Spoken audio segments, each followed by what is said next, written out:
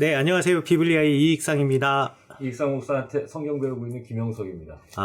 여러분 너무나 반갑습니다. 이번에 이제 사무엘상 이제 마치고 특집 시간으로 4주에 걸쳐서 에스라서를 해보려고 합니다. 아하. 에스라서 우리가 해본 적이, 그렇지, 갑자기. 너무 점프가 뛴다. 그러니까. 사실 이거 역사서 다 하고 난 다음에 들어와야 되는데. 뭔가 그래도 리프레시하는 느낌이 좀 있습니다. 그렇죠. 네. 예. 그래서 4주에 걸쳐서 사실 성경책 한 번 끝낸 적이 거의 없어요. 우리 루키도 2시간 했던가? 그쵸? 루키 2시간 했던 것 같은데. 1시간 했나? 기억이 안 나네. 기억이 안 나요. 하여간에, 이렇게 많은 책을 4시간에 걸쳐서 끝낼 수만 있다는 것도 되게 감사한 일이 아닌가. 특별히 또 이 시간을 마련하게 된 이유는, 특집 시간을 마련하게 된 이유는 여기 이제 중요한 손님들을 우리 초대해서. 그러니까 거의 공개방송 느낌입니다. 공개방송, 사실 네. 공개방송이죠. 그러니까 이 시대에 2022년에 성경 공부를 하시겠다는 분들이 계셔가지고. 그러게 말이에요. 1월 첫 주에. 그러니까. 예. 이 방송 나갈 때는 아마 1월 말 정도 더 지날 수도 있겠는데, 그런데 1월 첫 주에, 그냥 첫 주에 지금 와가지고 성경 공부를 하겠다라는 어마어마한 교회가 있습니다. 우리 목사님 소개 먼저 해주시죠. 네, 안녕하세요. 패스 커뮤니티 교회 지배정 목사입니다. 예, 반갑습니다. 반갑습니다. 패스 커뮤니티 교회가 어디 있는지는 또 설명해 주셔야지, 또 여기 관심 있으신 분들이 또 패스 커뮤니티. 네, 저희 서울 노원역에 있고요. 네. 청년들이 90% 이상 모여있는 청년 공동체입니다. 네. 여기 대부분 근데 오신 청년들이 전부 다가 대부분이 아니라 100% 자매님이시네. 네. 성비가 주로 자매님이신가요? 그러지는 않습니다. 네. 이제 반반 정도 되는데요. 학구열이 불타는 저희 교회 자매들이 학구열이 더 불타는 분도 있습니다. 네. 아니, 요즘에 청년 공동체가 되는 데가 없어요. 그리고 청년들로만 구성되어 있는 이만한 규모의 공동체는 정말 드물다고 생각합니다. 그래요? 그러니까 김 목사님이 개척을 하셔서 이제 여기까지 오신 건데, 정말 저는 그 여정을, 지 목사님이 저를 모를 때부터 계속 그 교회를 계속 관심 갖고 지켜보고 있었는데, 그 여정이나 그 족적이 다 너무 정말 근사하고 이게 존경스럽다. 대부분 하나님께서 이 교회를 정말 사용하시고 부흥시켜야 한다고 하는 기도가 2022년 기도 제목에 들어있습니다. 네네네. 우리 김영석 목사님이 아시고 추천하는 목사님 중에 거의 뭐 실패하는 경우가 없기 때문에 웬 말을 100% 제가 신뢰합니다. 그러면 청년들 공동체가 몇 명 주일에 같이 예배드려요? 보통 한 60명 정도. 와, 청년들만 60명이면은 이거 뭐 대형교회 청년부 같은 느낌이. 근데 그냥 출석 60명 아니야 거기? 네, 출석. 출석이 60명? 저희는 제적이 없습니다. 제적이 없고? 그러니까 이 교회가 이렇게 목회 이렇게 쉽게 하네? 아니, 그 교회의 예배 현장에 제가 이제 갔었는데요. 예. 분위기가 그냥 눈물이 나요. 그냥 거기 서 있는 것만으로. 그 청년들이 이 공간에 꽉 들어차 있어요. 그게 너무 감격적이고 찬양하고 기도하는 순전함이 있고. 네. 이런 교회가 과연 있을까? 그러니까 되게 냉소적이고 좀 약간 이 젊은 이 성도들 간에는 기독교에 대한 일종의 패배감 같은 것도 있고. 그런데 이 교회는 전혀 다릅니다. 그러니까 하나님이 이 교회를 성장시키지 않으시면 안 돼. 그래서 제가 하나님께 엄청 쫄라. 제발. 더 잘 돼야 됩니다. 희망입니다. 아멘입니다. 근데 이분들이 여기 오셔가지고 성경 공부를 하시는 거 아니에요? 지금 2022년 지금 첫 주에. 네. 대단하네요. 왜 에스라입니까? 왜 에스라냐고? 네. 특별히 준비 안 하고 해도. 나 이 사람 진짜. 아니, 에스겔 전공인 사람이 지금 왜 에스라야 또. 그래요. 페르시아 시대 때가 일단 재미가 있고, 청년들이 저는 온다 그래서 어떤 신앙적인 교훈을 많이 이렇게 넣어주는 것은 사실, 이거는 뭐 담임 목사님이 하실 일이고, 하나의 이야기가 쫙 연결이 되어서 성경을 이해하는데 가장 짧으면서 잘 재미있고 그리고 아주 많은 제가 준비를 안 해도 할 수 있는 말씀은 저렇게 하지만 실은 이 에스라서를 이제 나눈다고 했을 때 제가 받은 감동은 뭐였냐면은 에스라는 실제로 이스라엘의 새로운 이야기를 시작하게 한 인물이거든요. 그러니까 이스라엘이 진짜 신앙적인 어떤 이 혁명이 일어난 시점이 언제냐라고 묻는다면 에스라부터 시작되는 포로기의 이야기입니다. 그러니까 그 포로기 이전에는 이스라엘이 신앙 공동체라고 하기보다는 그냥 민족 공동체였는데 포로기, 그러니까 이스라엘이 다 땅을 다 잃어버리고 자신들이 왜 잃어버렸는가를 하나님 앞에서 질문하기 시작하면서 비로소 이제 신앙에 눈을 뜨게 된 거예요. 하나님께 눈 뜬 거죠. 그러니까 그때부터 진짜 신앙의 변혁이 일어나고 새로운 이야기가 시작됩니다. 그리스도를 맞이하는 신앙의 민족으로서의 첫 출발을 여는 그 위기의 순간에 새 시대를 열었던 첫 주자가 에스라였다는 거죠. 그러니까 이제 그런 의미를 담아서 우리 저 페이스 커뮤니티 분위기가 이 방송이 이런 분위기예요. 저는 그냥 대충 얘기 던져놓으면 김영성 목사님이 다 스토리를 만들어줘요. 예. 근데 이제 이 방송을 혹시 들어보신 적 있으세요? 네. 예. 목사님은 있지만 다른 분들은 없으시죠? 이 방송의 컨셉이라고 하면 여태까지 우리가 알아왔던 거와 전혀 다른 이야기들을 많이 한다. 그래가지고 좀 보는 관점이 좀 독특하다.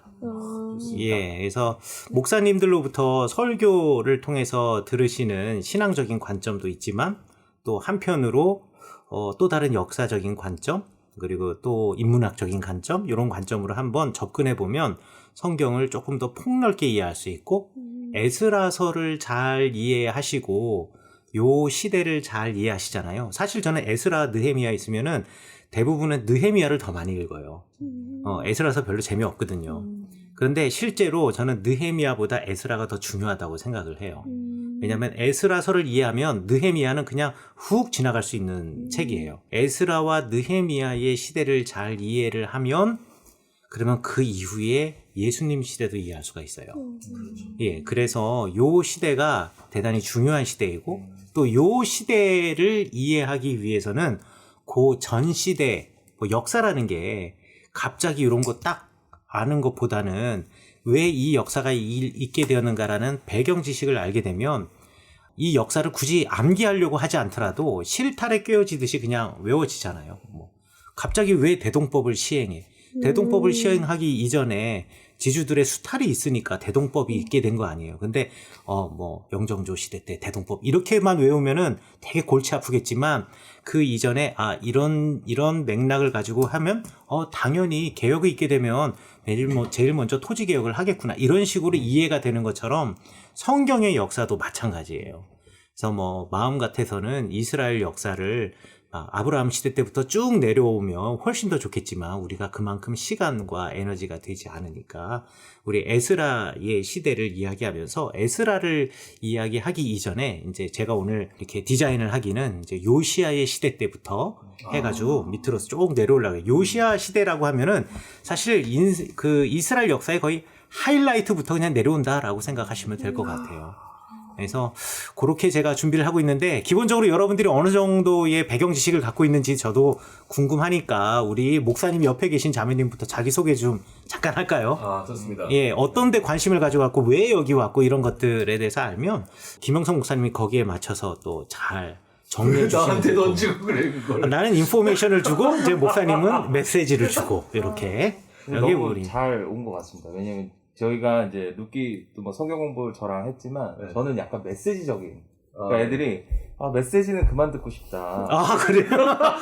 뭐 흔히 표현하자면 그런 얘기는 안 했지만 예. 너무 메시지에 치중되지 않았냐. 저는 이제 메시지. 그거를 목사님한테 직접적으로 얘기를 해요. 네네. 그 정도의 그 분위기란 거지. 무서운 사람들이 있어요.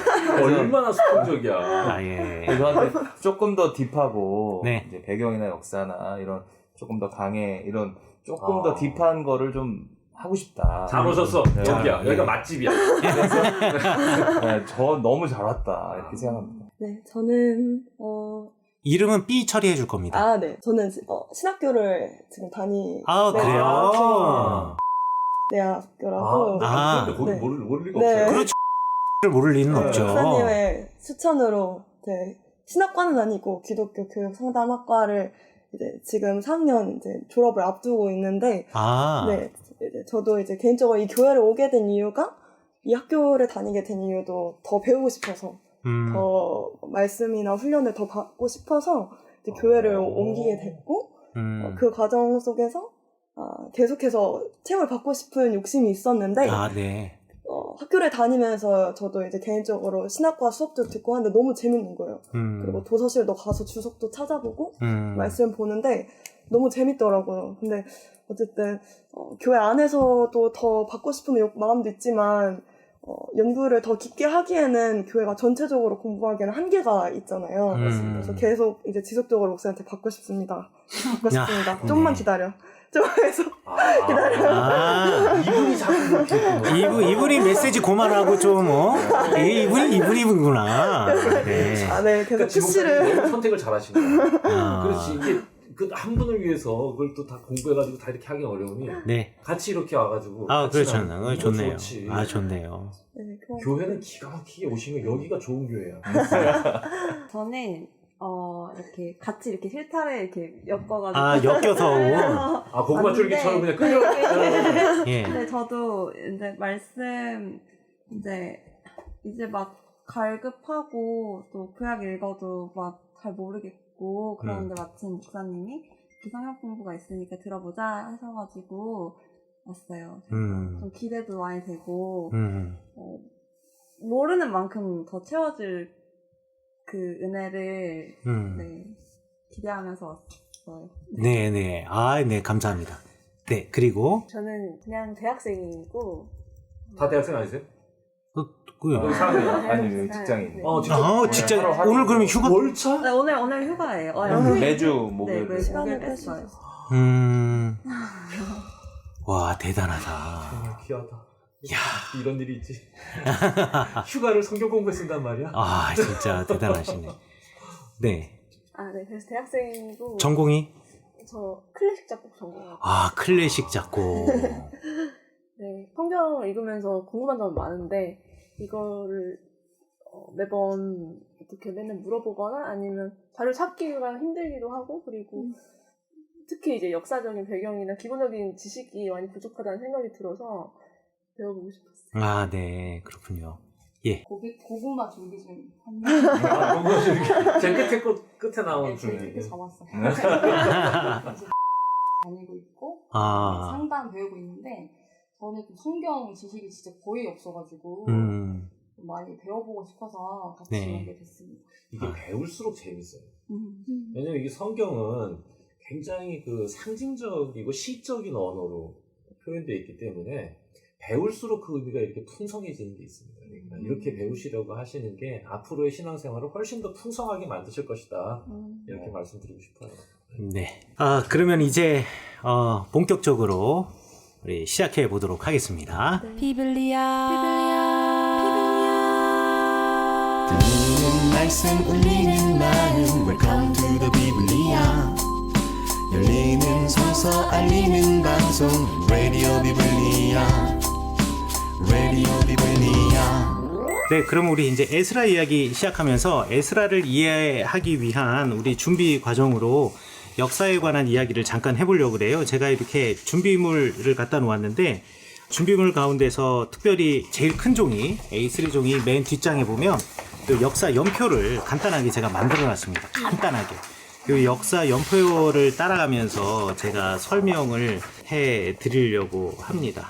그리고 또 작은 걸로 해서 이스라엘 왕들의 연대기 해놨는데 요거는 그냥 제가 공부하는데 참고하려고 공부하면서 예전에 만들어 놨던 건데 저도 읽으면서 이렇게 설명하면서 갑자기 막 생각이 안 나고 연도가 생각이 안 날 때 이렇게 컨닝 페이퍼처럼 제가 보는 거예요. 그래서 혹시 보실 일이 있으면은 한번 보셔도 될 것 같아요. 네. 그래서 한번 확인해 보시기 바라겠고, 자, 이제부터 그러면 이제 본격적으로 이제 역사 이야기를 시작을 하려고 하는데, 이제 요시야 왕 하면은 한 번쯤은 다 들어봤을 거예요. 네. 이제 요시야 왕 하면은 요시야가 했던 가장 큰 일 중에 하나가 무엇이냐, 요시야의 종교개혁, 이 이야기가 정말 많이 나옵니다. 그래서 여러분들 그 표에도 보시면은 요시야가 맨 뒷장 6페이지에 나오는데, 그 그 6페이지의 요시야의 시대가 640년부터 609년까지가 요시야의 통치의 시기였다라고 이야기를 해요.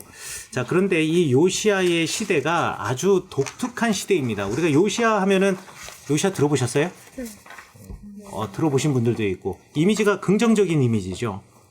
우리가 이제 역사를 읽으면서 긍정적인 이미지와 부정적인 이미지를 갖고 있는 사람들이 있어요. 예를 들자면 유다 땅에서는 히스기야 같은 사람, 요시야 같은 사람이 긍정적인 이미지를 갖고 있는 사람이고, 또 때에 따라서는 여호사밧 같은 왕도 긍정적인 이미지가 많이 주어지는데, 또 부정적인 이미지가 주어지는 왕들도 있습니다.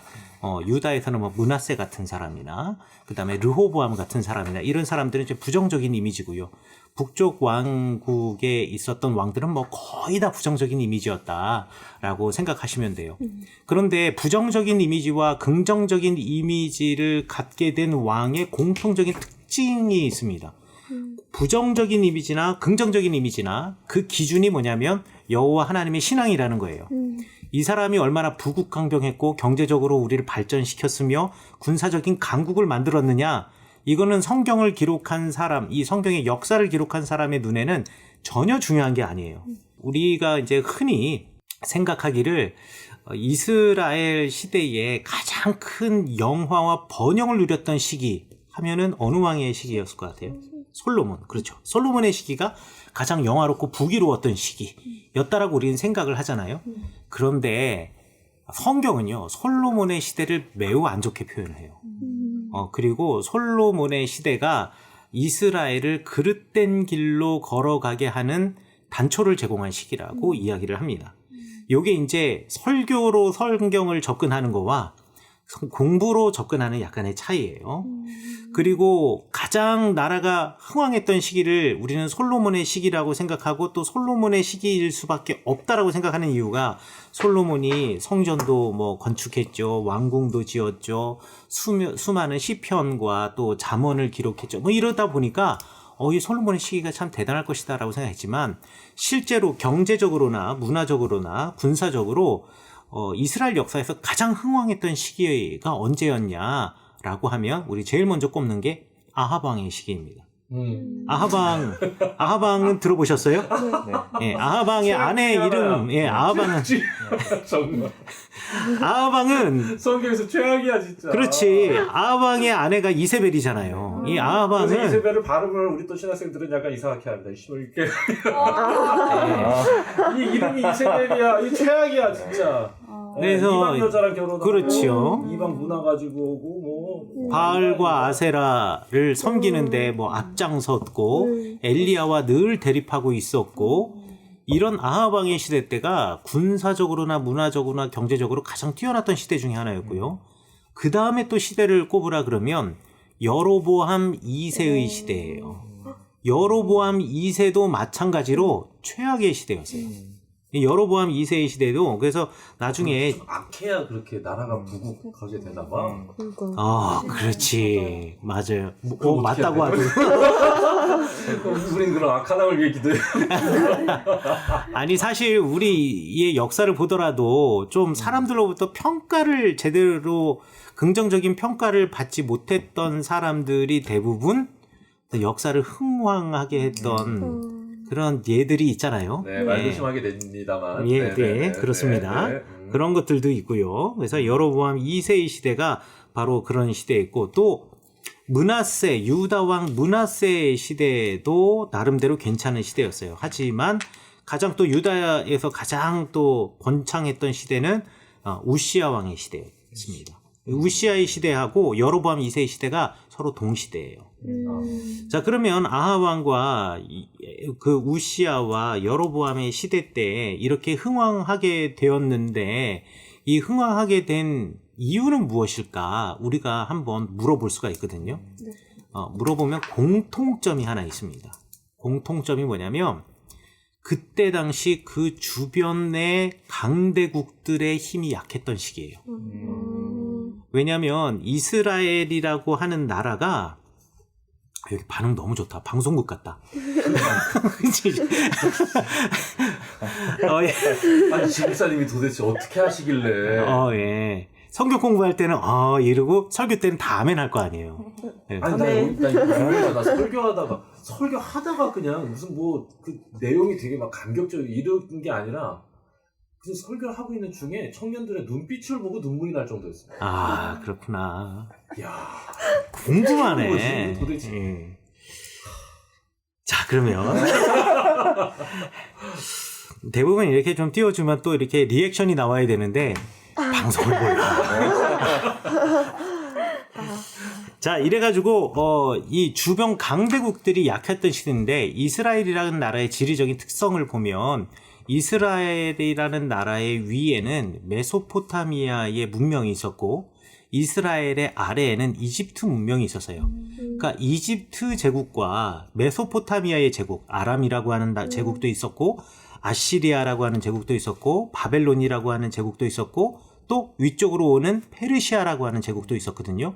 그러니까 이런 강대국 사이에 끼어 있는 이스라엘은 항상 강대국 사이에 좋은 먹잇감이었어요. 그럴 수밖에 없는 게 4대 문명 중에 메소포타미아 문명과 이집트 문명은 매우 지리적으로 가깝기 때문에 서로 교류했단 말이에요. 그럼 교류를 하기 위해 기본적으로 만들어지는 무역 통상로가 있잖아요. 그 무역 통상로가 이스라엘을 지나가요. 이스라엘을 통하지 않고는 그 두 세계가 연결이 되질 않아. 그러니 강대국의 입장에서는 자기가 문명 세계의 주도권을 잡기 위해서 제일 먼저 잡아야 될 나라가 이스라엘인 거예요. 왜냐하면 무역 통상로를 잡아야지 내가 거기서 더 많은 세금도 거두어들일 수 있고 이스라엘을 점령하는 제국이 사실상 그 시대의 가장 강대국이라고 말할 수가 있는 거죠. 그러니까 이스라엘은 항상 눈치를 보며 살아야 돼요. 눈치를 보며 살아야 되는데 양강대국들이 어느 순간 역사 속에서 참 신기하게 동시대에 이렇게 흐물흐물해지면서 힘이 약해지던 시기들이 있었어요. 그 시기 때에 이스라엘이 비로소 독립국가로서의 영향력을 미치게 되었다라는 거죠. 그런 시기들이 있었고, 그런 시기에 그런 왕들이 있었고, 또 그런 왕들이 자기네들이 독립국가를 이루고 주변 국가로부터 터치를 덜 받게 되니까 자기의 국력을 키우면서 자기가 이만큼 위대한 왕이다라는 것을 보여주어야 되잖아요. 그러면 그것을 보여줄 수 있는 가장 좋은 방법이 뭐가 있느냐. 대부분 두 가지나 세 가지가 있는데 뭐 사실 두 가지라고 말할 수가 있어요. 두 가지. 첫 번째는 뭐냐면 군사력을 키워서 옆 나라를 정복하는 겁니다. 그런데 옆 나라 정복하기에는 이스라엘이 많은 위험을 갖고 있어요. 왜냐하면 그 옆 나라가 제국과 연결되어 있을 때는 제국과의 전쟁이 될 수가 있거든. 그리고 두 번째 방법이 있는데 두 번째 방법은 뭐냐면 문화를 막 부흥시키는 거예요. 문화를 부흥시키는 방법 중에 하나가 문화예술 그리고 건축입니다. 그래서 건축을 어마어마하게 많이 해요. 그래서 우리가 생각하기에 경제적인 부를 쌓은 사람들은 건축 많이 합니다. 우리 역사에도 보면 건축한 대통령, 건축한 왕들 보면 아버지가 남겨놓은 어마어마한 돈들과 그 문화와 또 이런 걸 가지고 자기가 아들은 문화를 일으켜가지고 막 건축하고 그리고 다 말아먹는 거예요. 그리고 그 아들 때가 되면 나라가 막 쪽박 차는 거지. 예를 들어서 다윗이 막 전쟁을 하고 하나님의 은혜를 받아서 나라가 제국이 막 넓혀지고 이스라엘이라는 나라가 부강해졌어요. 그리고 나니까 그 튼튼한 나라를 가지고 아들인 솔로몬이 문화를 장려하고 건축하고 막 이렇게 됐는데 그러다 보니 건축이라고 하는 것은 항상 대규모의 노동력이 필요하잖아요. 그런데 대규모의 노동력을 임금을 주고 하는 경우도 있지만 대부분 공력을 부여해가지고 강제로 와서 일을 시킨단 말이에요. 그럼 사람들의 입장에서는 그 왕이 좋은 왕이라고 평가할 수 없을 거 아니에요. 그러니까 그 왕 아래에서는 이미 아버지 때의 어떤 그런 그 왕실에 대한 두려움, 그리고 현재 이 왕이 누리고 있는 이 부귀와 영화에 대한 두려움, 이런 것이 있을지 몰라도 이 왕이 죽고 나면 그 뒤에선 난장판이 된단 말이에요. 네. 한 세대의 왕이 군사적인 어떤 경제적인 어떤 부를 이루었으면 그 다음 왕은 문화를 갖다 장려하고 그 다음에는 망하는 사이클로 거의 이게 이렇게 돌아가요. 아, 그렇지. 솔로몬이 그렇게 그냥 해대고는 망해버리지. 그렇죠. 남북 왕국이 나뉘어진 이유가 솔로몬 때문이라고 성경에서 그렇죠. 열왕기 상에 10장, 11장, 12장에 분명히 얘기하고 있으니까. 자기만 좋았던 거야. 그렇죠. 그런 사람의 지혜를 들어야 하는가에 대해서 갑자기 생각이 드네. 사람은 목사님 왜 갑자기 사람은 이렇게 커다란 큰 인생으로 평가할 수도 있지만 또 인생의 한 부분으로서 신실했던 때가 있었기 때문에 그건 나름대로 인정을 해 주어야 한다라고 저는 그렇게 생각을 합니다. 그래서 요게 이제 역사로 공부하는 것과 성경을 설교로 듣는 거에 좀 차이다라는 것을. 문화를 건들지 말아야 될까요? 건축을 하지 말아야 한다. 문화 이게 가장 큰 우리의 사고의 문제라고 저는 생각해요. 왜 꼭 짜장면과 짬뽕 하나 둘 중에 하나만 선택하려고 그러냐고. 짬짜면. 울면도 있고 짬짜면도 있고 볶음밥도 있고 많은데 그렇죠? 그러니까 반드시 그런 건 아니다라고 생각하지는 마시라라고 제가 생각을 하겠고요. 예를 들어서 그래서 역사 속에 보면 역사 속에서 가장 악한 왕 중에 하나로 치부되는 유다의 왕이 아하스라는 왕이 있습니다. 이 아하스 왕 시절에는요. 왜 이 사람이 악한 왕으로 취급을 당하느냐. 이 아하스 왕 시절에 아시리아의 제국이 엄청나게 강했어요.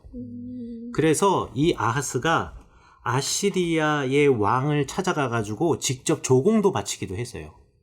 그런데 이 아하스가 아시리아에 가보니까 너무나 아름다운 아시리아의 성전이 있는 거예요. 그래서 그 성전을 우리 성전도 그 성전처럼 리모델링 해보자 라고 해서 리모델링 작업에 들어갑니다. 자, 그런데 역사 속에서 늘 신화된 나라는 주인된 나라에 종속될 수밖에 없어요. 그렇죠? 네. 그러다 보니까 너무 많이 적으려 그러지 마세요. 그냥 들으세요. 이거 어차피 나중에 방송으로 나와. 안 적잖아 지금. 예, 방송으로 나오니까 그때 가가지고 너무 하시고 다 적으려고 그러면 일단은 잘 큰일 납니다. 들으세요. 예, 다 적으려고 그러면 이거 못 적어요. 내가 주인된 나라에 종된 국가로 신화된 국가로 딱 들어갈 때 반드시 해야 하는 게 두 가지가 있었어요. 두 가지가 뭐냐면 첫 번째는 조공을 바치는 겁니다. 1년에 몇 번씩 정해진 날짜에 조공을 보내요. 그래서 예를 들어 이스라엘에서 가장 많이 조공을 보냈던 것은 포도주, 뭐 올리브 기름, 그리고 이스라엘에서 난 뭐 밀이라든가 보리 이런 것들을 조공을 많이 보냈고 향유 이런 것들을 보냈고요. 조공이 처음이고 두 번째는 뭐냐면 내가 당신의 나라를 주인으로 섬깁니다 라는 것을 갖다가 외적으로 보여주는 방법으로 우리나라의 신전에 그 나라의 그 나라의 주신의 신상을 가지고 와서 성전에다가 그 신상을 갖다 놓고 그 신을 위하여서 제사를 드리는 거. 성전에다가. 성전, 그렇지. 예루살렘 성전에다가. 하나님을 섬기는 데다가 그 나라에 우상을 갖다 놓는 것을 그렇죠. 그 나라를 섬기는 상징으로 여겼다. 그렇죠. 만약에 그거를 그만두었다? 이거는 내가 당신 나라와 이제 더 이상 관계 끝. 내 더 이상 우리 주인 나라로 섬기지 않아. 라고 말하는 거와 마찬가지예요. 네. 그러니까 그것을 갖다가 만약에 예를 들어서 우리나라의 신은 여호와 하나님인데 저 나라의 신은 바알이에요. 그러면 내가 우리나라의 성전에서 바알에게 그 제사를 드려야 되는데 바알에게 합당한 제사를 드리기 위해서는 제사의 방법을 알아야겠죠. 그러니까 제사의 방법을 알기 위해서는 그 제사를 인도했던 제사장을 데려와야 될 거 아니에요. 그러니까 이세벨이 페니키아의 공주인데 페니키아 제국은 바알 하다드라고 하는 신이 주신이란 말이죠. 그러니까 아합이 이세벨과 결혼하면서 사실 사위 국가인데 동등한 국가가 아니라 이 페니키아의 신하 국가로 들어간 거거든요. 그러면 여기서 예루살렘 성전에 저기 아합은 저 북왕국 사람이니까 사마리아에 있는 성전이나 아니면 그리심산에 있는 성전에서 바알을 위한 제사를 드려야겠는데 바알 제사를 어떻게 드리는지 우린 모르잖아. 그러니까 이세벨이 올 때 바알과 아세라 선지자 850명을 데리고 온 거예요. 그래 와서 그 사람들이 그 성전뿐만 아니라 곳곳에 흩어져서 바알 신앙을 전파하게 되는 거죠. 그놈들이 엘리야랑 싸운 놈들이구만. 그렇죠. 엘리야와 싸운 사람들. 이스라엘 사람들이 아니라 페니키아에서 데리고 온 사람들. 수입이죠.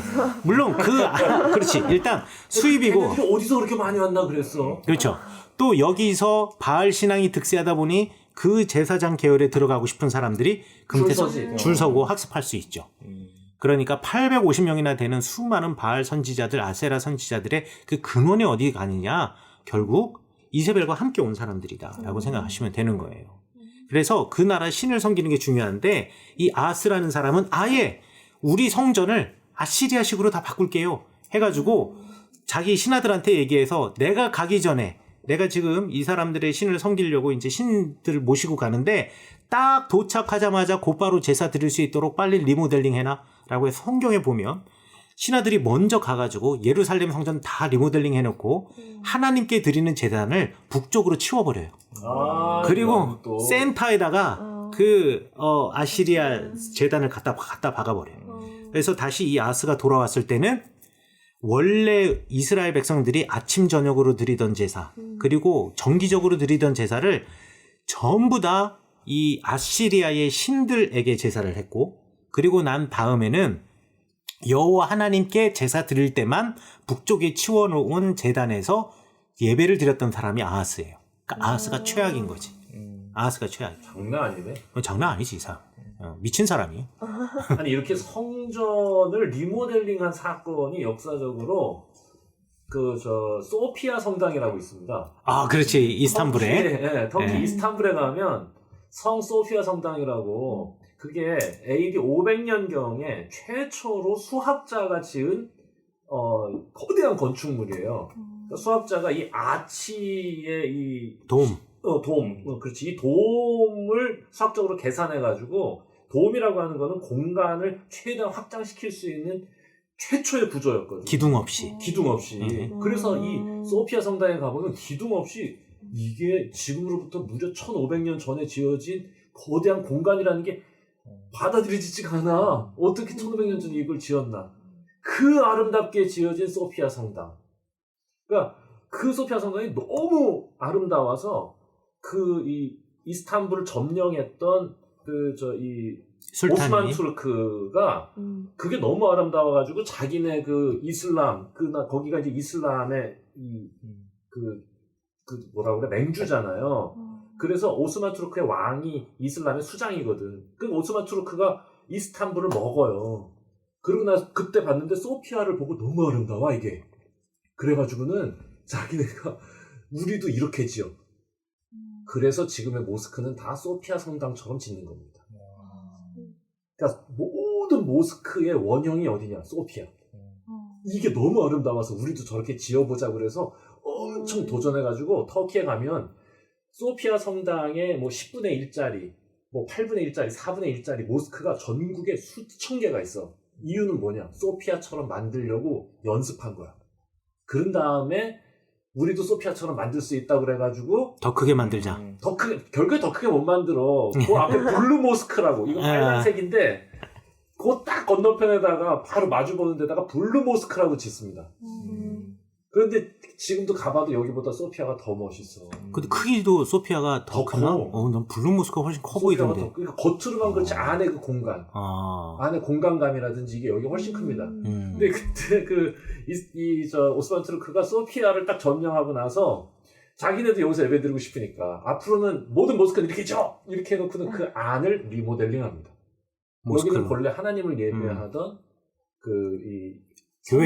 교회였는데 그 안을 리모델링을 해. 그래가지고는 거기에 메카 쪽에다가 제단을 이렇게 쌓고. 그렇죠. 민발. 네, 원래 그 예배당은 저쪽이었는데 메카가 이쪽이야. 그래서 이걸 리모델링 해가지고 이쪽으로 만들어서 예배를 하게 합니다. 지금 아하스 얘기하니까 딱 그 생각이 나가지고. 똑같은 거야. 그 짓을 한 거야. 똑같은 거야. 자, 그래서 아하스가 죽고 난 다음에 아시리아가 남하해가지고 이집트 쪽을 점령하기 위해서 이 아시리아가 이스라엘 땅으로 들어오게 돼요. 그리고 난 다음에 그 시대, 아하스의 시대 때에 북왕국 이스라엘이 멸망당합니다. 그러니까 아하스의 입장에서는요, 아수르에 붙을 수밖에 없는 상황인 거예요. 아수르에게 지금 밑보였다가 난리가 나는 거예요. 이 아하스 시대 때에 북왕국 이스라엘이 멸망당하는데 북왕국 이스라엘이 멸망당하고 난 다음에 남쪽 유다까지 내려와서 유다를 점령하려고 하였는데 실패했어요. 왜냐하면 우리 이 이야기는 이사야서에도 나와 있고 또 열왕기에도 나와 있어요. 이 성벽을 둘러싸고 이것을 무너뜨리려고 하는데 하나님의 천사가 이 군대를 갖다가 전부 다 쳐버려요. 그리고 저 안쪽에 그 자기네 나라죠. 자기 제국에 반란이 일어나게 되어서 급하게 예루살렘을 포위했던 아시리아의 군인들이 다 퇴각을 해버려. 그리고 나면서 히스기야 그 왕이 야 이게 하나님의 역사다 라고 하면서 종교개혁을 일으킵니다. 그래서 히스기야의 종교개혁 때 어떻게 하였느냐, 성전에 있었던 우상과 드라빔들과 이방 신들을 다 꺼내가지고 전부 다 없애버려요. 이 얘기는 뭐냐, 우리 이제 아수르와 상관없어, 신경 안 쓰겠어 하고서는 아수르를 갖다가 이제 거부하는 거예요. 그러니까 종교개혁은요 신앙의 개혁이면서 동시에 정치개혁이었다라고 생각을 하시면 될 것 같아요. 그래가지고 히스기야가 종교개혁과 정치개혁을 하는데 곧 다시 아수르가 모든 것을 갖다가 다 평정하고 다시 힘을 키워서 안 되겠다, 이제 그동안 못했던 거 다시 가서 정벌 해야겠다라고 전쟁 준비에 들어가요. 그렇게 되니까 히스기야가 죽고 난 다음에 므낫세라고 하는 아들이 왕이 되는데, 므낫세가 야 우리가 싸워봤자 뭐 가망 없다, 우리 아버지 때는 하나님께서 역사하셨다라고 하는데 나는 그런 신앙까지는 없고 우린 그냥 빨리 아수르 편에 서가지고 안전 보장을 받자, 왕생활 하자 라고 해서요 아버지가 한 종교개혁을 다시 다 원상태로 시켜버려요. 자, 그래서 최고로 유다에서 나쁜 왕이 므낫세가 되는 거예요. 왜냐하면 종교개혁한 것을 전부 다 되돌려놔서 원상태로 만들어 놓은, 복고를 시켜놔 버린 거예요. 그래가지고 이 사람이 한 일이 어마어마해요. 이방 신상들을 위한 산당도 만들고 바알을 위한 제단도 만들고요, 아세라 목상을 아예 다들 그냥 만들어서 사람들에게 보급을 해줘요. 보급을 해주고 또 하늘의 별, 이게 하늘의 별을 숭배했다라는 게 뭐냐면 메소포타미아의 신들을 숭배했다라는 거예요. 그 다음에 성전 안에 그들을 위한 제단을 만들었어. 당연하지. 아수르에게 이제 조공 바쳐야 되는 나라니까 당연히 아수르의 신을 가져와야 되고, 그리고 아수르식 제사를 드려야 했으니까. 그리고 그 주변의 나라와 메소포타미아 나라의 풍습처럼 불 사이로 아들이 지나가게 하는 제의식, 이런 아주 그 제의식, 그 다음에 성경에 보면 점쟁이나 무당이나 박수들을 갖다가 전부 공동체에서 제하여 버리라라고 이야기를 하는데, 오히려 점쟁이들을 불러서 점을 치면서 구군을 물어보는 사람이 이 므낫세였다. 그래서 이 시대 때에 점쟁이, 마술사, 그리고 악령과 귀신 불러내는 초혼술사들, 이런 사람들이 어마어마하게 활동을 많이 했던 시기가 이 므낫세의 시대였기 때문에 이 므낫세는요 이 이스라엘에서 말하는 유다의 최악의 왕이었다라고 여러분들 생각하시면 될 것 같아요. 얘기를 듣다 보니까 네. 아하스를 경험했었던 그 시대의 뭐 원로들이나 이런 사람들의 조언도 한 몫을 하지 않았겠나 이런 생각이 들 정도예요. 왜냐면은 그 원로들의 눈에는 히스기야가 운이 좋았다고 여겼던 거지.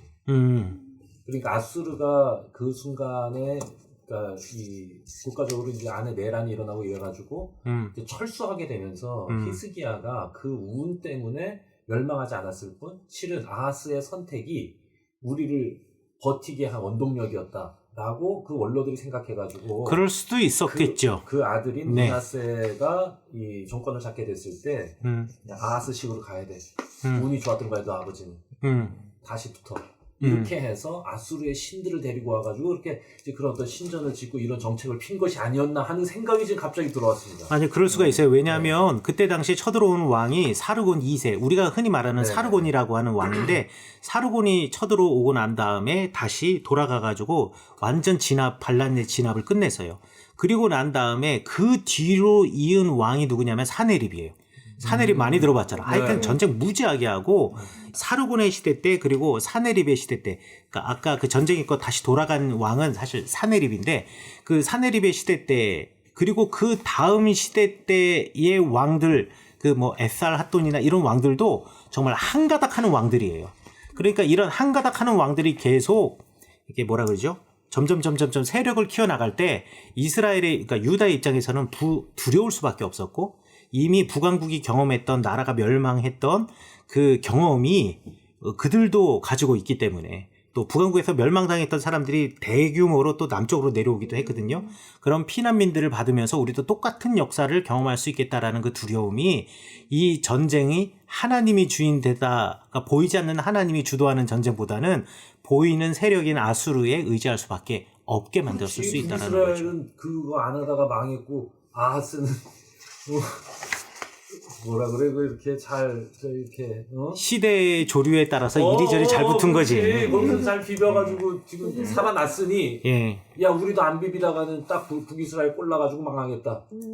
그러니까 이제 히스기야는 운 좋아서 저렇게 살아남았지만 야 므낫세 너 지금 정확하게 판단해. 다시 지금 아시리아 다시 힘을 지금 얻고 있어.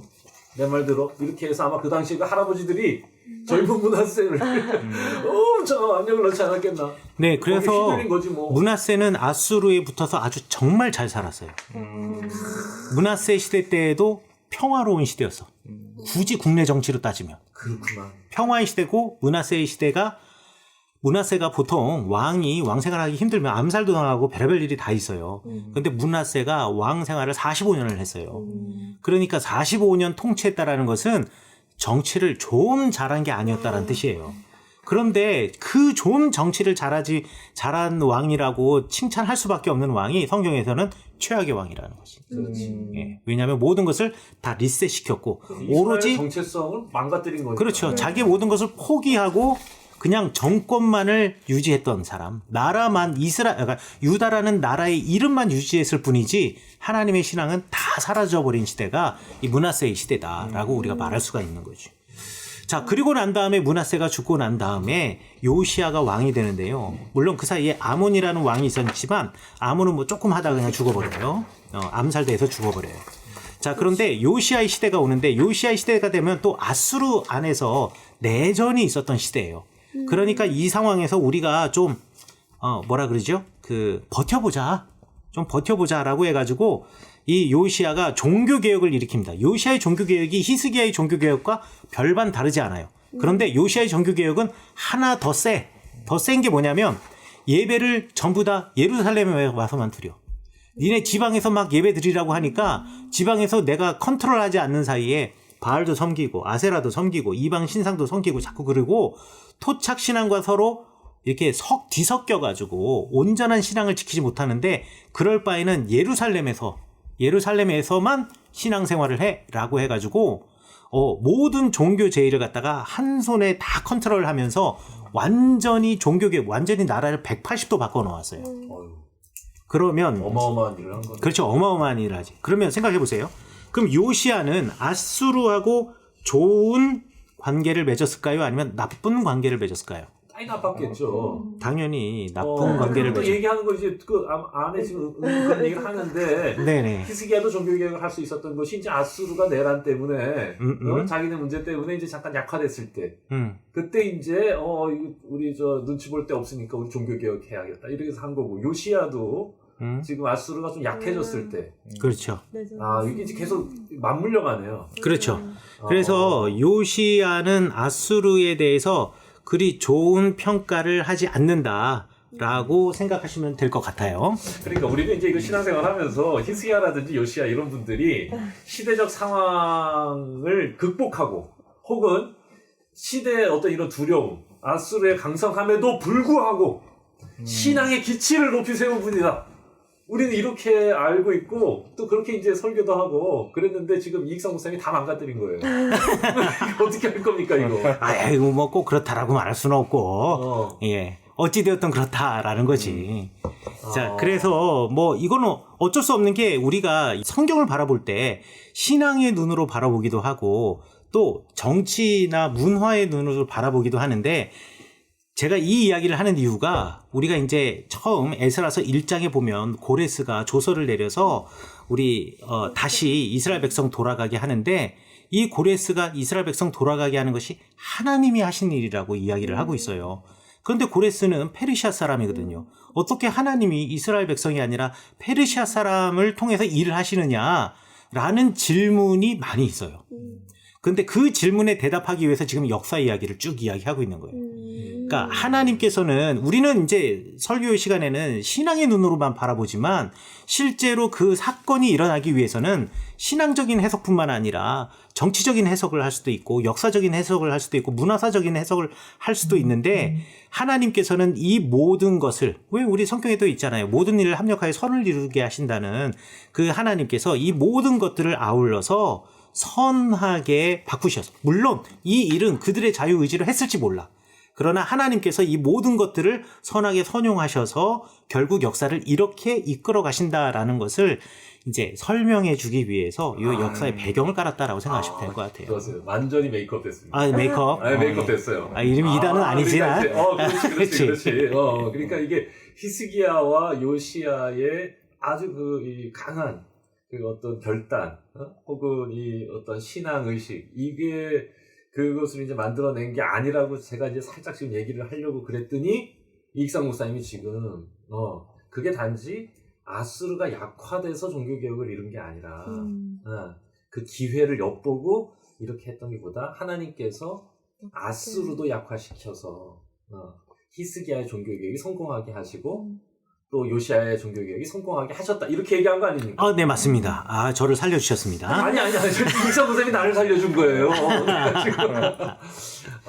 자, 그런데 이 요시야는 그래서 어느 제국에 잇대어 있는 것이 아니라 그냥 오로지 하나님만 의지하면서 우리가 독립된 국가로 나아가자라는 일종의 독립혁명가라고 굳이 말하면 평가할 수가 요시야가. 네, 그래서 여호와 하나님을 섬기는 여호와 하나님의 제국이다. 제국을 만들겠다라고 생각하시면 되겠고, 이때가 요시야가 즉위를 할 때가 640년인데 이때가 예레미야가 태어나던 시기입니다.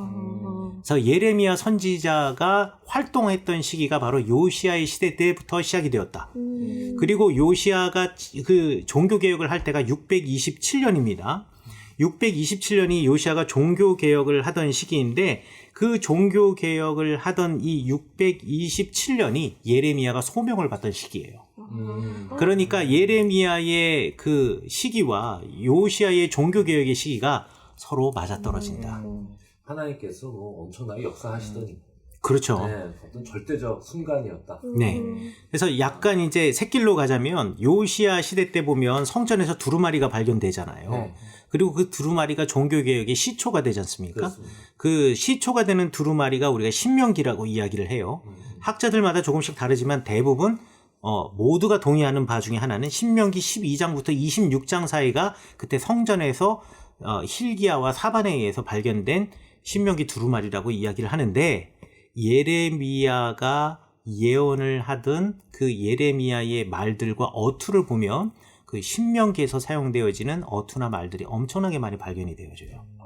그렇다면 그 두루마리를 읽고 신앙적으로 회심하고 하나님의 부르심에 응답한 것이 예레미야였다. 라고 말할 수가 있지요.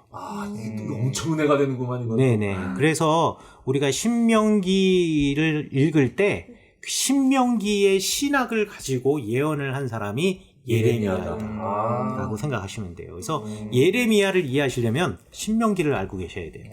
신명기를 모르고 예레미야서를 읽으면 이해가 잘 안 돼. 너무 재밌다. 네. 그러니까 이게 지금 우리가 에스라를 지금 읽기 위해서 이 배경을 하고 있는 건데, 결국에는 이 요시야의 종교 개혁이 앞으로 이어질 새로운 신앙 이야기의 불씨가 되었다는 얘기를 하시려는 거 아닙니까? 그렇습니다.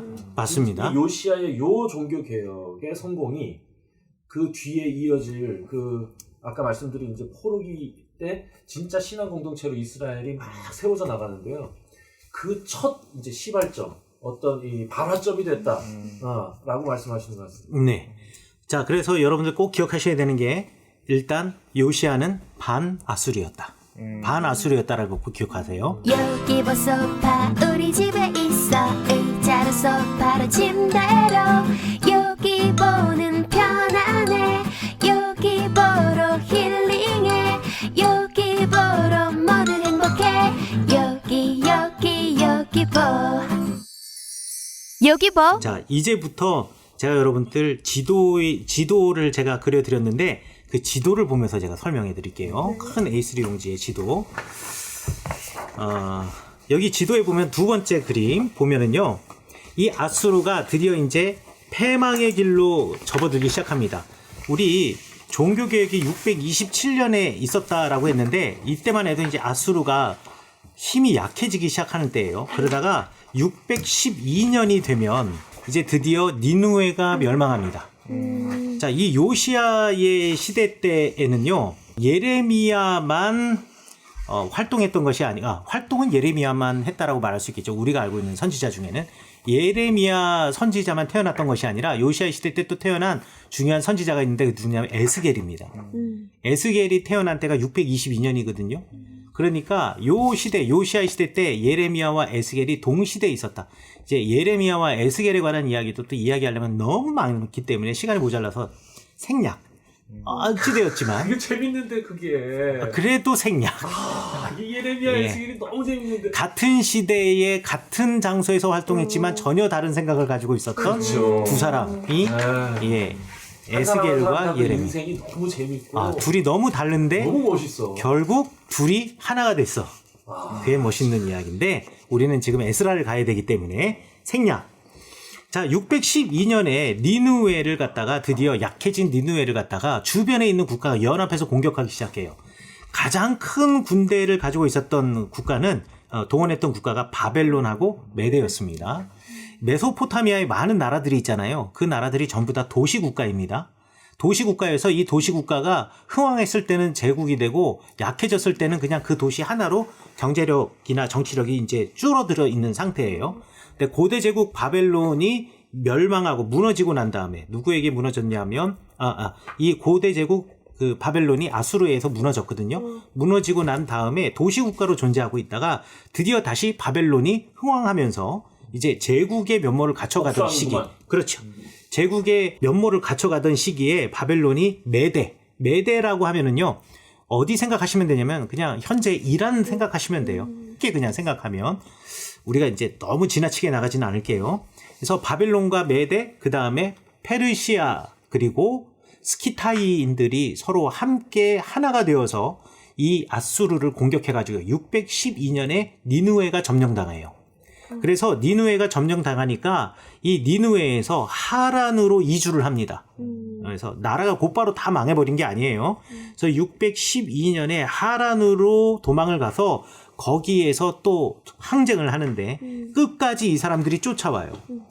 쫓아오게 되니까 거기서 3년을 버티고 있다가 안 되겠다. 우리가 지금 유프라테스 강의 동쪽 지류에 있는 하란에서 이제 서쪽 지류에 있는 갈그미스로 이동을 하자라고 이제 마음을 먹습니다. 그런데 갈그미스로 이동하는 데는 한 가지 문제가 있어요. 무슨 문제가 있냐면 이때 당시에 갈그미스 지역까지는 아시리아가 영향력이 줄어들면서 이제 유프라테스 강교 입구 갈그미스까지 어느 제국이 영향력을 미쳤냐면 이집트가 영향을 미쳤어요. 남의 땅으로 들어와 버렸네. 그렇죠. 도망 가다가 그러니까 땅까지 가 버렸네. 그러니까 갈그미스로 가면 이집트의 영토가 되는 거잖아요. 그래서 이제 도망을 가야 되는데 이제 갈 수 있는 데가 이 자기가 원래 아수르 제국이었던 이 제국 안에서는 더 이상 도망갈 데가 없는 거예요. 그러니까 옆 나라로 망명을 해야겠다고 생각하는 거예요. 그래서 망명 정부를 만들어야겠다. 그런데 내가 가고 싶다고 갈 수 있겠어요? 못 가지. 그래서 이집트의 허락을 구해요. 나 갈그미스로 옮겨갈게. 그러니까 이집트의 입장에서는 아니 망한 나라지만 망한 나라라도 기본적으로 이 사람들이 갖고 있는 저력이라는 게 있잖아. 그렇지. 그리고 기술도 있고 문화도 있고. 그래서 우리 잘 됐다. 내가 상징적으로 아프리카 대륙에 있는 이집트가 드디어 메소포타미아에 있는 제국을 병합하게 된다는 어떤 상징적인 의미를 가지고 있기 때문에 갈그미스로 그럼 오라고 허락을 해줘요. 그래가지고 609년에 갈그미스로 도망을 가게 됩니다. 이제 우리말 성경에는 갈그미스라고 되어 있는데 이제 정확하게는 칼케미시라고 이야기를 해요. 역사 교과서에는 그렇게 나올 거예요. 그래서 갈그미스로 이동을 해 가요. 자, 이제부터는 이제 문제가 하나 생겨요. 무슨 문제가 생기냐면 쫓아오던 바벨론과 페르시아의 연합군들 그리고 메대와 스키타이의 연합군들이 갈그미스에 있는 아수르를 칠 것이냐 말 것이냐. 요런 문제가 생겨요. 그렇지. 잘못 쳤다가는 이집트하고 붙어버려. 그렇죠. 이집트가 들어와 버리게 되잖아. 이집트가 전쟁 들어오면 이게 큰 문제가 되는 거예요. 세계대전이야. 그렇지. 이거 문명과 문명이 충돌이 되어버리는 거예요. 자, 그래서 이 문제 앞에서 이 사람들이 고민하다가 그래 갈그미스를 치자. 이참에 아수르의 잔당 세력을 완전히 없애지 않고서는 이거 어떻게 할 수 없다라고 판단을 하고 갈그미스로 침공을 합니다. 그 침공한다는 소식을 듣고 갈그미스에 있는 아수르가 급하게 이집트에다가 전령을 보내서 우리 도와줄 군대를 보내주세요 해요. 군대를 보내주세요 하니까 그때 당시에 이집트의 파라오가 느고인데 느고가 그래 알았어 우리가 갈게 하고서는 쭉 올라갑니다. 누구를 도와주러? 아수르를 도와주러. 자 그런데 이집트의 군대가 가기 위해서는 항상 이스라엘 땅을 통과해야만 돼요. 네. 유다의 땅을 통과해야 돼.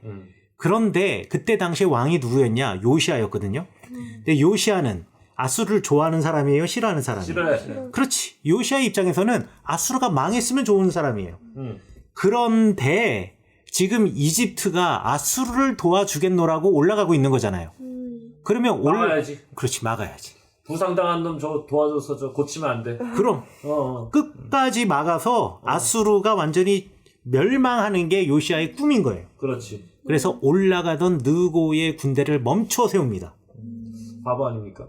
그러니까 이제 병든 아수르를 막느냐. 지금 살아있는 호랑이를 지금 때리느냐. 지금 이런 거야 지금. 요시아가 정신이 없어 지금.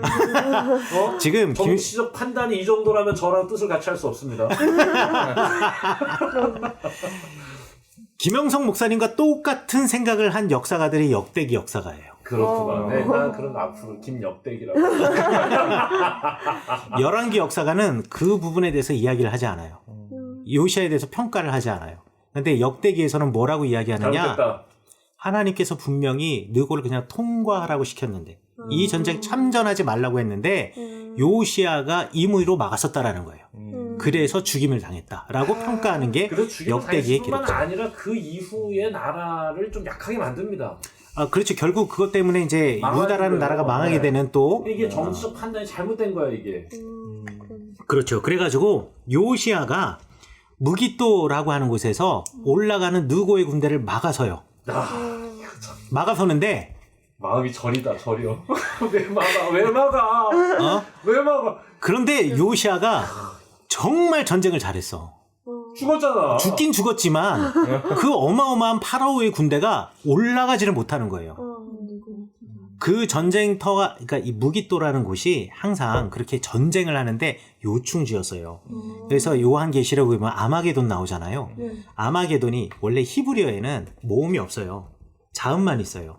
그래서 예를 들어서 디귿, 히읗, 니은, 미음, 니은, 기역 하면은 그냥 대한민국이라고 읽어야 돼. 그게 히브리어예요. 그럼 무기또는 어떻게 쓰냐? 미음, 기역, 디귿이라고 쓰고 그 무기또 언덕이라고 해서 하르 무기또라고 하는데 히읗, 미음, 기역, 디귿이라고 써요. 그리고 옛날 사람들은 히브리어를 사용하기도 했지만 그때 당시에 국제 공용어는 이제 아람어가 많이 사용되었기 때문에 아람어화 현상이 되면 맨 끝에 니은자를 붙이게 돼 있어요. 그래서 무기도라고도 할 수 있지만 무기돈 그렇지.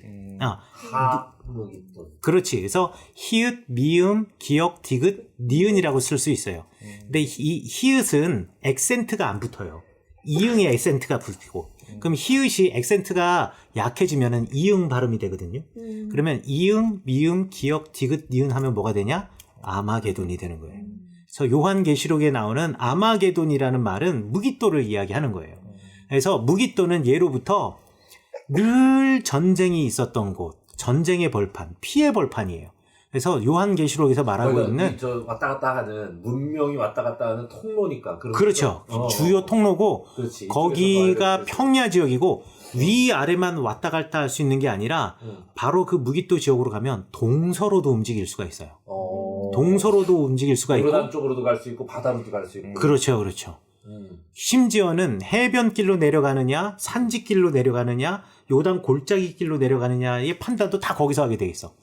그러니까 무조건 사람들이 거기 지나갈 수밖에 없는 길이에요.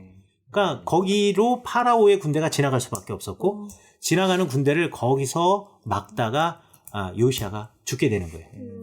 근데 너무 잘 막아서 파라오의 군대가 올라가는데 너무 지체가 된 거야. 그래서 결국 아수르는 망했어요. 그리고 바벨론이 세력을 잡게 되었어요. 그러니까 결국에는 그래가지고 바벨론 키워주고는 바벨론한테 당한 거 아니야. 이게 지금 어떻게 된 겁니까? 하지만 바벨론의 입장에서는 유다가 고마운 거지. 뭐 유다는 고맙긴 고마운 하지. 거지. 아 그래서 자, 일단 네 알겠습니다. 아, 자, 네네. 그다음에 그래서 이제 요시아를 죽이고 파라오의 느고가 위로 갈그미스로 올라갔네. 올라갔는데 가보니까 이미 전쟁은 끝나고 내가 더 이상 할 수 있는 게 없는 거예요. 그러면서 돌아오는 거예요. 돌아오는데 느고가 요시아가 죽고 나니까 이스라엘의 입장에서는 왕을 세워야겠죠. 왕을 누구를 세웠느냐? 여러분들 제가 여기 보시면은 표에 예, 표에 보시면은 요시아 다음에 여호아하스를 세웠어요. 요 표에도 있고 여기도 제가 써놨어요. 예, A3 용지에도 써놨어요. 여호아하스를 왕으로 세웠는데 요시아가 지금 이집트에게 죽었잖아요. 이집트 파라오 느고한테. 그러니까 이스라엘의 입장에서는 지금 이집트가 적이지요. 그러니까 반 이집트예요. 그러면 그 아들 여호아하스, 졸지 아버지를 잃어버린 여호아하스는 이집트를 좋아할까 안 좋아할까? 안 좋아하죠. 당연히 싫어할 수밖에 없어요. 그래서 반 이집트의 사상을 가지고 있는 여호아하스가 왕이 되었는데 이 느고가 돌아오는 길에 지금 요시아 때문에 이 전쟁이 다 망해버린 거 아니에요. 자기 제국의 큰 플랜이 지금 다 망쳐진 거 아니에요. 그러니까 돌아오는 길에 요시아는 이미 죽어버렸고 네가 그 아들이라며 너 일로 와 해가지고 얘를 데리고 이집트로 가버립니다. 그리고 거기다가 친 이집트 정권을 세워요. 그게 누구냐? 엘리야김이에요. 엘리야김 또는 여호야김. 엘리야김이 여호야김으로 이름을 바꿨으니까. 야 이런 얘기 처음 들어본다. 예. 어? 내 신앙생활 49년 동안 처음 들어봐. 그래도 나는 만으로 얘기하는데 만으로 얘기 안 하네 나이를. 내년에도 49일 생각입니다. 2년간 49. 네. 자, 그래서 요시아가 죽은 다음에 여호아하스가 왕이 됐는데 파라오 느고가 열받아서 포로로 잡아서 이집트로 데려가고 이집트에서 이 여호아하스는 죽어요. 그곳에서. 그러니까 그게 성경만 읽으면 지금 이 배경이 전혀 안 나옵니다. 안 나오죠. 그렇죠. 이걸 읽어낼 수가 그리고 없어. 나오긴 나와도 이게 막 흩어져 있기 때문에 이게 이렇게 연결된 거라고 생각을 못 해요. 그러니까 느고가 갔다가 느고가 들어오는 길에 승질 나가지고 나 이런 이걸 모르지. 그렇지. 아, 그렇지. 느고가 왜 올라오는지도 몰라. 성경을 읽으면. 아술랑 잡아가지고 자신의 세력을 거기까지 메소포타미아까지 확장시키려고 했던 그 이 어떤 제국주의 정복 의식이 있었다는 거를 전혀 간파를 못합니다. 우리 같은 사람들은. 그렇죠. 감사합니다. 네. 아, 이제 좀 그림이 그려지는구만. 예. 근데 따라오시고 계신 거예요? 네네. 이해했어요? 네네. 이해 안 되면 진짜 얘기해야 돼요. 너무 착하셔. 아, 그래. 네. 자, 엘리야김이 그래서 왕이 됐는데 엘리야김은 당연히 친 이집트일 수밖에 없겠죠? 그렇지. 무섭지. 친 이집트보다는 이집트한테 굉장히 지금. 아니, 그리고 이집트가 아니었으면 엘리야김 자기가 어떻게 왕이 됐겠어. 아, 세워줬으니까. 그렇죠. 여호와스 끌고 가가지고. 그렇죠. 좋아할 수밖에 없고. 무섭기도 하지만 자기가 왕 세워준 거는 이집트이기 때문에 마음속으로는 땡큐예요. 그렇지. 정치하는 사람들이 다 그렇지 뭐. 은혜를 그래서 땡큐인 거예요. 자, 그래가지고 그곳에서 이제 엘리야김이 왕 생활을 시작합니다. 자, 그런데 여기서 또 문제가 생겨요. 무슨 문제가 생기냐? 바벨론이 이제 세력을 키우거든요. 바벨론이 세력을 키워서 야, 우리가 이집트까지 먹자라고 결정을 합니다. 이집트까지. 왜냐하면 이집트가 여전히 아수르의 잔당 세력을 보호하고 있다라고 명분을 이제 하지만 실제로는 바벨론이 이제 욕심이 생긴 거예요. 그래서 이거 우리 이집트까지 쳐들어가서 대제국을 한번 건설해 보자. 그렇죠. 바벨론이 지금 그 당시에 세계를 장악하고 있었던 아수르를 먹었기 때문에 그렇죠. 자신감이 충만합니다. 그렇죠. 그렇지. 내친김에 달린다. 그렇죠. 그래가지고 제일 먼저 이집트를 공격하기 위해서 교두보를 마련해야 되는데 그러려면 점령해야 되는 데가 이스라엘. 그렇죠. 이스라엘 땅이죠. 가나안 땅이에요. 그래서 이스라엘 땅으로 들어오게 돼요. 유다 땅으로 들어오게 돼요. 그래서 605년부터 시작을 해가지고 원정이 시작이 돼가지고요. 604년에 거의 뭐 예루살렘과 그 주변에 있는 예루살렘 이 바벨론의 왕들의 연대기에 보면은 전쟁한 이야기 이런 것들이 구체적으로 나와 있고 심지어 도시 이름까지 다 써 있거든요. 그런데 그 도시 이름 써 있는 것들을 보면은 거기에 예루살렘이라고 나오지 않지만 예루살렘의 주변에 있는 많은 성들과 마을의 이름이 점령한 마을의 이름들이 나와요. 그래가지고 기원전 604년이 되면은요, 이 예루살렘과 이 모든 지역을 다 점령했다라고 생각하시면 돼요. 자, 이때 점령할 때 문제는 유다가 왕이 누구였냐면 엘리야김이었단 말이에요. 엘리야김이 왕이었으면 이 엘리야김은 친이집트 성향을 가지고 있잖아요. 그런데 이 바벨론이 여기다가 또 다른 왕을 세우기가 쉽지 않은 거예요. 또 다른 왕을 세우기가 쉽지 않으니까 너 그냥 여기 있어라. 여기서 왕해라. 대신에 우리 편이 되어서 우리에게 조공도 보내고 물자도 주고 이렇게 강요를 하는 거죠. 그래서 엘리야김이 내 마음속으로는 친이집트지만 외적인 조건에 의해서 어쩔 수 없이 지금 바벨론의 편에 서 있을 수밖에 없게 된 거예요. 자, 그런데 601년에 바벨론이 드디어 애굽 국경을 넘어서 애굽의 본토로 들어가려고 하는 전쟁을 벌이게 되는데 이 전쟁에서 고대사에서 왕들이 자기 기록 남길 때는 절대로 졌다라는 얘기를 안 써요. 다 자기네들이 이겼다라고 해요. 여기서 바벨론도 자기네들이 이겼다 그러고 그리고 내부 정치 사정 때문에 어쩔 수 없이 후퇴했다라고 얘기했지만 역사학자들은 바벨론이 졌다라고 이야기를 해요. 바벨론이 여기서 지게 됩니다. 여기서 바벨론이 지면서 다시 퇴각을 하겠죠. 바벨론이 되면서 이게 퇴각을 하면서 어떻게 되느냐. 이 유다 땅이 바벨론이 퇴각했으니까 이제 다시 나는 내 성량 그대로를 들여보낼 수 있잖아요. 그래서 이집트에게 내가 사실 바벨론에게 조공을 보내고 이런 게 어쩔 수 없이 보낸 거지 내 마음은 파라오께 있습니다. 라는 것을 이야기를 하는 거예요. 계속 갈아타는 거지. 야, 이 항상 나라가 넘어갈 때는 예. 이런 현상이 벌어집니다. 아, 그렇죠. 우리나라도 마찬가지잖아요. 그렇지. 러일 전쟁 때 러시아 쪽에 붙었다가 일본 쪽에 붙었다가 이러다가 우리나라 망한 거예요. 그 명성황후가. 그렇죠. 야, 우리 살아야 되는데 솔직히 지금 명성황후가 나는 국모다 이렇게 하지만 실은 명성황후라고 하는 그 사람의 이 역사적인 어떤 이 포지셔닝 이거는 솔직히 조금 부정적입니다. 왜냐면 그 아버지 이 흥선대원군이죠. 흥선대원군은 시아버지죠. 시아버지 흥선대원군의 대를 잇는 게 이 명성황후예요. 근데 세국 정책을 쓴다고 하는 거는 자기들만 살고 백성들은 버리겠다는 뜻이거든요. 그러니까 외부의 발전된 문물과 그런 힘들을 다 가로막아서 그 사람들을 막는 대신에 자기네들은 안전을 보장받는 시스템을 갖고 있어서 그래서 흥선대원하고 명성황후가 얼마나 이 흥청망청 이 유흥을 즐기면서 사는지 모릅니다. 그러다가 자기네들은 살아야겠으니까 이 살겠다고 하는 의지가 강한 사람들이 하는 게 뭐냐? 주변에 눈치 보면서 힘 있는 데에 빌붙는 거야. 그래서 러시아에 붙었다가 일본에 빌붙었다가 왔다 갔다 그러다가 이래가지고 나라가 망해. 똑같구만. 맞아요. 별 차이 없어요. 빌붙었다. 이게 어떡하지? 간에 붙었다 쓸개 붙었다 하는 거예요. 그러다가 망하는 거야. 그래서 바벨론이 열받은 거지. 그 얘기가 나오는 성경이 예레미야서 아닙니까? 그렇죠. 아하. 네. 이제 좀 성경이 보이는구만. 네.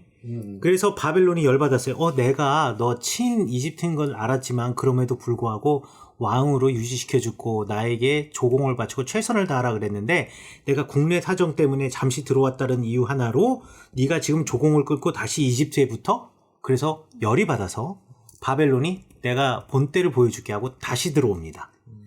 다시 그 이듬해 내란을 진압하고 군인들을 모아가지고 이제 다시 진군을 해와가지고요. 유다 땅에 들어와요. 유다 땅에 들어와서 결국 어떻게 했느냐? 이 엘리야김을 정리를 해야겠는 거예요. 엘리야김을 정리해야 되는데 야, 이게 사람들이 또 이게 무서운 게 말이죠. 엘리야김 정리하러 딱 들어왔는데 사람들이 보기에는 큰일 났다. 이거 엘리야김 여호야김이 지금 줄 잘못 써서 우리가 다 죽게 되었다. 우리가 무슨 잘못이 있냐. 지금 왕이 지멋대로 왔다 갔다 해서 그런 거 아니야. 그래서 바벨론 왕이 오기 전에 우리가 살 길을 좀 찾자. 라고 해서 어떻게 했냐. 먼저 죽여. 먼저 죽였어요. 기가 막히다. 유다 사람들이 사람 사는 데는 다 이래. 여호야김을 죽이고 우리가 당신을 배반했던 왕을 죽였습니다. 우리의 생각은 친바벨론이었는데 왕이 결정한 겁니다. 그러나 우리의 마음은 늘 당신께 있었습니다. 하고서는 죽은 엘리야김을 지금 바벨론에게 내주는 거예요. 그리고 나서 누구를 왕으로 삼느냐? 여호야김. 나옵니까 요거? 요 나옵니다. 요거 나옵니다. 예, 암살됐다라고 얘기 나와요. 그래가지고 암살의 이유가 분명해지는 거예요. 그렇죠. 암살의 이유는 역사를 알아야 되는 거예요. 그리고 나서 여호야긴을 왕으로 세우는데 바벨론의 입장에서는 성이 차지 않는 거예요. 왜 니네도 자꾸 왔다 갔다 하니? 그래서 여호야긴을 자기네 나라 바벨론으로 데려가요. 자기네 나라로 데려가고 친바벨론 성향의 시드기야를 왕으로 세워놓습니다. 여호야긴은 왜 들어가는 거야? 여호야긴은 어찌되었든 여호야김의 아들이잖아요.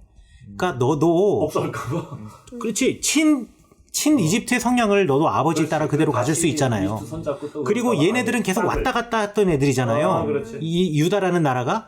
그러니까 볼모로 잡고 데려가는 거예요. 너희들이 딴 생각해? 그러면 얘는 그냥 이 자리에서 다 죽는 거야.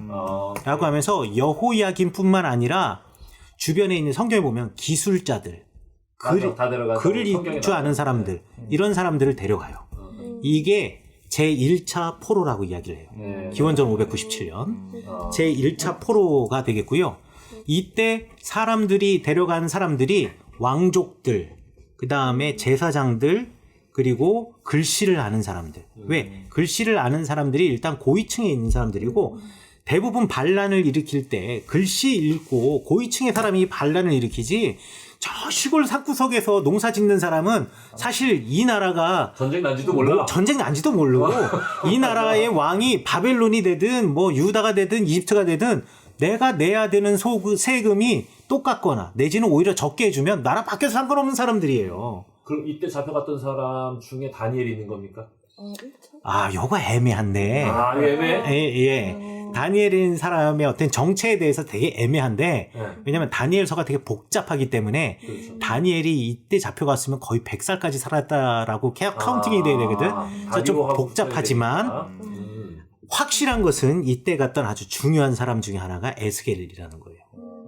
에스겔 선지자는 이때 함께 잡혀갔던 사람들이고, 그리고 이제 우리가 알고 있는 뭐 에스더라든가 모르드게라든가 내지는 다니엘이 이때 잡혀갔을 가능성이 있을 수 있다. 그러나 이제 구체적으로 성경에서 말하기는 시기는 조금 뒤다. 좀 많이 차이가 난다라고 생각하시면 될 것 같아요. 하여튼 바벨론에 의해서 포로로 끌려갔어요. 포로로 끌려갔습니다. 여기까지가 제일 중요합니다. 여기까지 먼저 하고 그 다음 시간에 이제 중요한 이야기 들어가도록 하겠습니다. 야, 이거 너무 오늘 역사 이야기까지 처음. 이게 지금 그 열왕기 하에 나오는 그 이제 거의 끝 부분이거든요. 거의 끝 부분에서 제일 이제 주목받는 인물들을 지금 다 조명해 주신 거예요. 아합하고 문하세 그리고 요시야. 여기가 이제 역사의 변혁기고 그러니까 새로운 신앙 공동체로 이스라엘이 거듭나게 되는 딱 그 분기점에 있었던 인물들이라고 보시면 돼요. 그러니까 완전히 이스라엘이 다 망하면서 그러니까 망한 자리에서 다시 새로운 꽃이 피는 거거든요. 근데 이제 거기에는 이야기를 다 하시는데 지금 이기상 목사님의 얘기를 안 듣고 성경 읽죠. 하나도 몰라. 저 49년 동안 하나도 모르고 거기만 10번 이상 읽었어요. 그리고 지금 뒤에 나오는 뭐 여호야긴, 뭐 여호야김 이런 사람들의 이야기는요. 실제로 성경에 한 4-5줄밖에 몇 줄밖에 안 나와요. 그러니까 제가 계속 그 성경에 나와요. 계속 이렇게 물어봤던 게 성경만 읽어서는 이 역사의 정황을 파악하기가 쉽지 않으니까. 그런데 이게 파악이 안 되면 그 뒤에 이어질 그 뭐 예레미야라든지 에스겔이라든지 다니엘이라든지 뭐 아까 얘기한 또 누구 있죠? 에스더라든지 이제 이런 상황을 확실하게 이해하기 어려운 것 같아요. 요거 두고두고 자꾸 들어야 될 방송이 될 것 같다 이런 생각이 듭니다. 요거 역사 이야기는 한번 이해해 두시면은 나중에 다른 거 읽을 때 너무 편해요. 그렇지. 그냥 성경에서 제일 중요한 시점이 요 시점이에요. 이제부터가 제일 중요한 시점이에요. 요 얘기 때문에 예언서들이 쫙 깔리는 거니까. 자, 그럼 오늘은 여기까지 하고 그래서 끝나야 돼? 너무 재밌는데? 네, 일단 이렇게는 다음 시간에 저희가 하도록 하겠습니다. 보물 같은 강의였습니다. 네. 요거 다 킵을 하시고 다운로드 받으셔야 될 것 같습니다. 네. 그럼 오늘 여기까지 하도록 하겠습니다. 다음 주에 뵙겠습니다. 감사합니다. 자, 다음 주 방송 이제 녹음해야죠. 바로 화장실 갔다 온 다음에.